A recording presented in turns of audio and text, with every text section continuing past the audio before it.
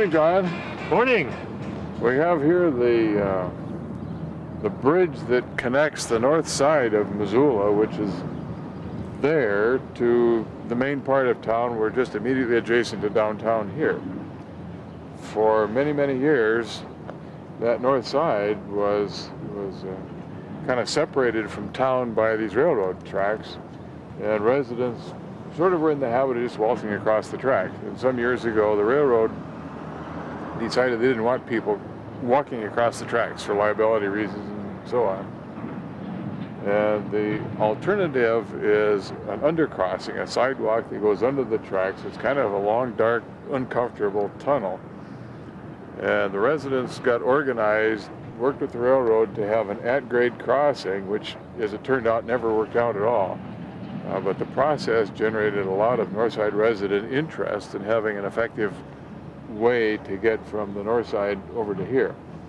The result was that when the city of Missoula finally came into a pretty big pot of CMAQ money, the idea of some kind of an overcrossing was an eligible project for the CMAQ funds, and particularly because it reduces a substantial amount of motor vehicle traffic driving from over there to here.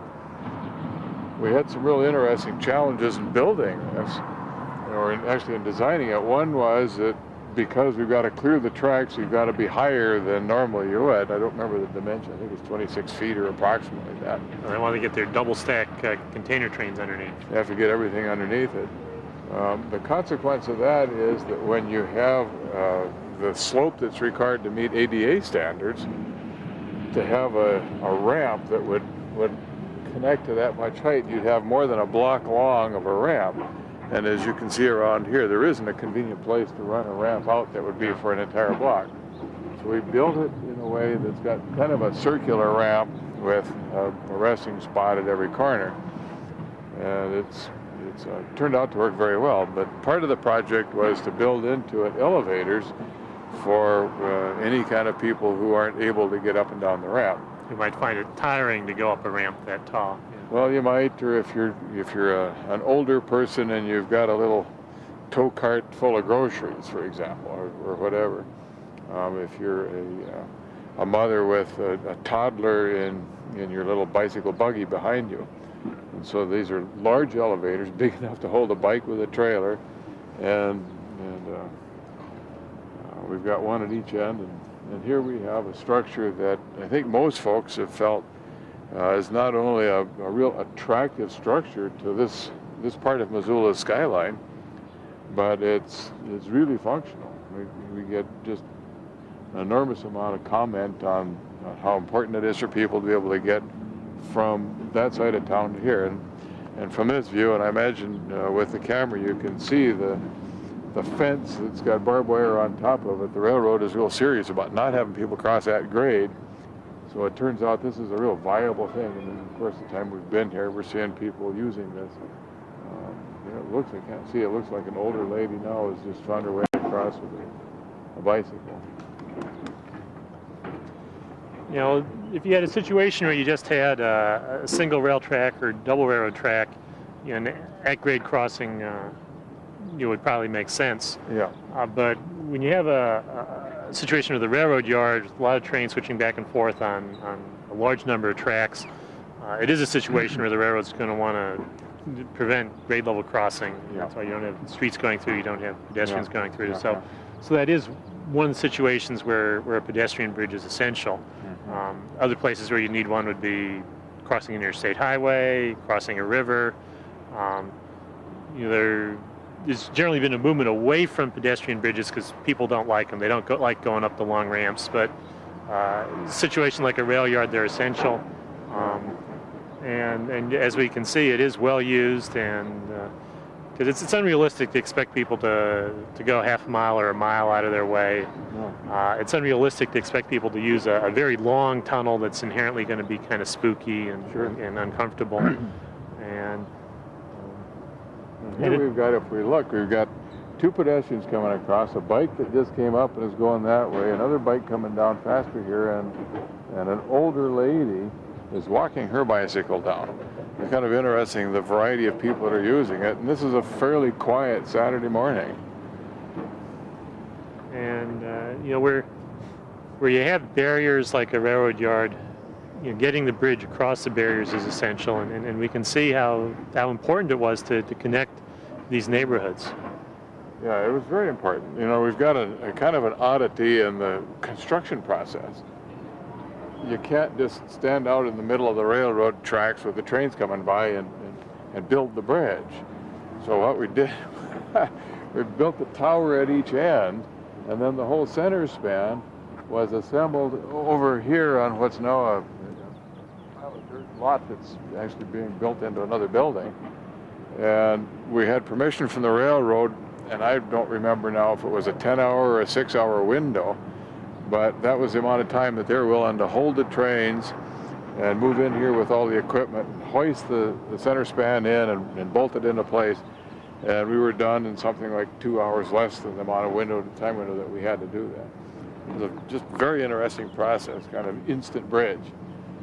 And for a section of town, an entire neighborhood that has been increasingly isolated because of such a barrier, this has been just a wonderful, remarkable way to kind of bridge that barrier. It's worked, and I think pretty much everybody is satisfied. I will point out that we've had a lot of vandalism over here. Lights that are part of it have been broken. Elevators have been marred, jammed open. At times, tremendous amounts of debris and feces inside the elevators. And I think in the last year or so, that's largely cleared up. When it was first new, it was an everyday issue. And we just asked the neighbors, help. You're the eyes and the ears over here. And that and a little bit increased police enforcement, and maybe a little bit of time, the newness wore off. And well, it's such a novelty to scratch something with a marker on the bridge anymore.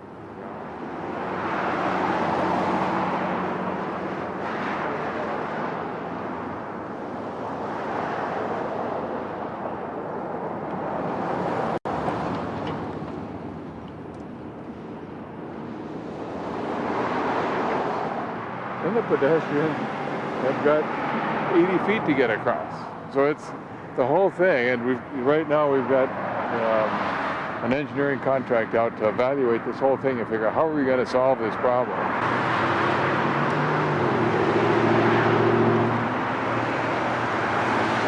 In this particular location, John, we've got, it's just inconvenient that we've got such a good facility at the river to cross that major barrier, but to get there you have to cross this very nasty intersection with an oblique angle. We've got a horizontal and a vertical curve, high volumes of traffic, almost all week long.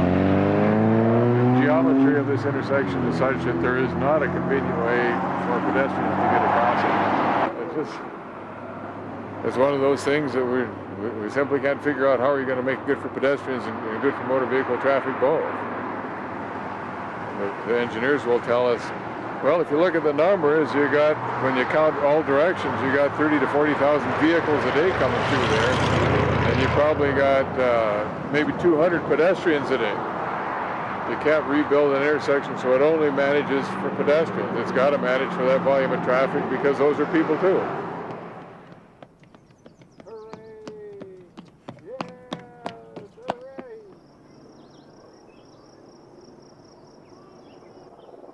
I like the way they put the little benches and wide spots here so you can sit and enjoy the river without blocking traffic.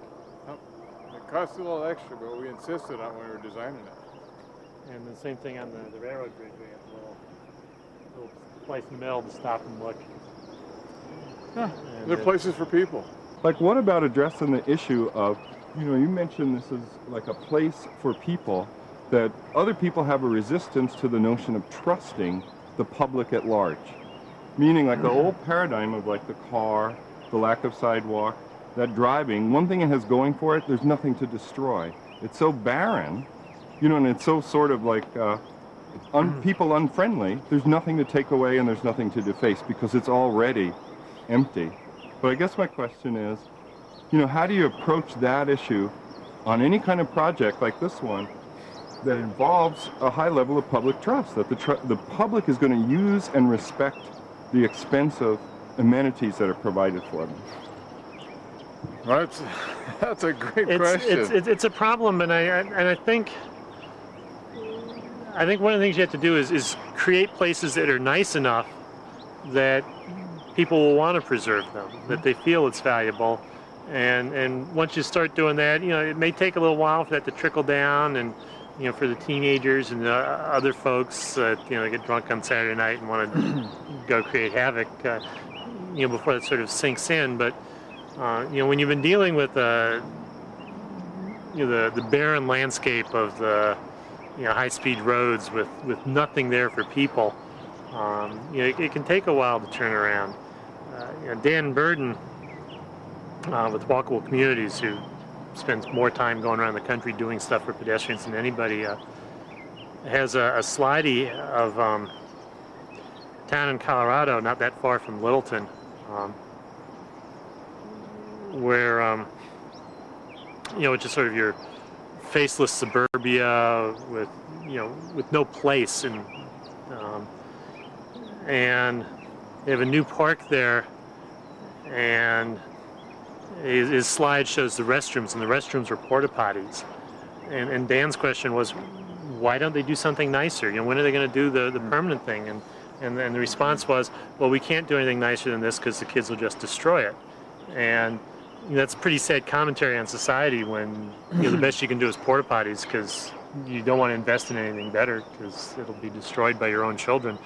So I think the first step is to create the nice places for people, and then hope that attitude can change. I think that's exactly what we've done here, John, with both the North Side Bridge and this river crossing bridge. We've said right from the beginning publicly, as a part of the whole deal, aesthetics matter. We want something that people look at and say, that's nice, and that they feel good about being there. And we want something that has this kind of a little step out spot where you're not in the way of people crossing, and you can have a moment of quiet and enjoy it.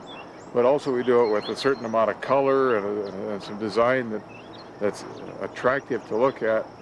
And it's all, I guess it's an investment in what Joel is saying is public trust. And if you don't, when you're doing these facilities, invest in that trust, then how can you expect a return of it?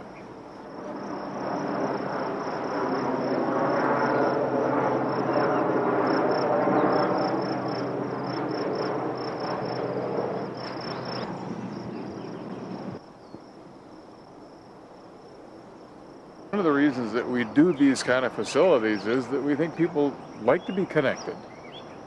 They don't have to go way out of town. They like to be connected to the parts that make up their community. And a bridge like this makes it possible for people to be connected. Folks that live just behind that store over there, and they've got some friends that live over here. Before the bridge was here, they couldn't be in touch with each other without going a very long way, and they had to have an adult drive them. Now it's easy to be connected not only to people, but to places. Just half a mile in this direction is a fairly major city park. Folks that live over in this area didn't have an easy way to get there. Now they do. They can be connected to some of these other public places. We try to make them look nice, but part of the people, or the for people environment, is allowing people to get connected to each other and to the parts of their place. And to do that, you need to bridge the barriers. And we saw earlier this morning the barrier of the railroad switch yard, and here you have the barrier of the river. And so getting across those barriers is essential. Yeah.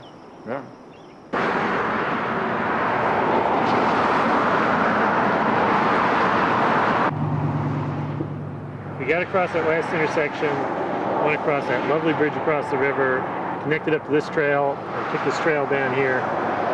What happens? Well, we're at the end. This trail here ends at Russell Street, which runs close to 20,000 vehicles a day. It's 2 lanes. There are not much in the way of shoulders. No turn lane, no median, no nothing. It's really hard for people to get across. at this point in time, that's not quite such a big issue because, as you can see, there aren't many pedestrian destinations on the other side of it. However, 2 blocks south of us is a grocery store and a little shopping area, and people that want to come from this area to the east there might be on the trail to here and have no way to get across. All of this new construction here is a regional mental health center with a huge quantity of patients that are in every day. And the staff here tell us that one of those patients' frequent destinations after coming to the center is over to the shopping area, and there's no convenient way for them to get there. What's the situation like here? This intersection here, we've got a trail that's crossing at a very oblique angle, crossing a major arterial that runs close to 20,000 vehicles a day on this road. And it's Saturday morning, so it's not quite as high volume at the minute. The road, as you can see in the background, has about 24 feet of road surface, and that's all. There's no shoulder, no sidewalk, no light. It's an old piece of road. The advantage to that is that for this trail crossing, it's a relatively short distance. For bicyclists and pedestrians, on this road itself, there's no facility. There's no sidewalk, no place for pedestrians to be walking, and there's no bike lane at all, not even short for bikes to be out of the way. This road is scheduled to be rebuilt, and they're in the process now of starting to work on some of the design options. Hi. One of our real serious issues of conflict in Missoula with these wonderful trails we got are bicyclists that aren't particularly respectful of other trail users. And so I guess to the extent people would pay attention, I'd really ask when you're riding a bike on the trail to realize that the pedestrians maybe don't know you're there, so go slowly when you're approaching them, especially from behind. Holler something out like bicycle coming up or something similar to that. If you've got a bell, ring it, make some kind of noise, and then go around them slowly. A lot of pedestrians, even though they may look real agile, aren't, and it sometimes is real uncomfortable for them to have bikes pass. So just improving trail courtesy, I guess. Bicycle riders can do a lot to kind of help out with that.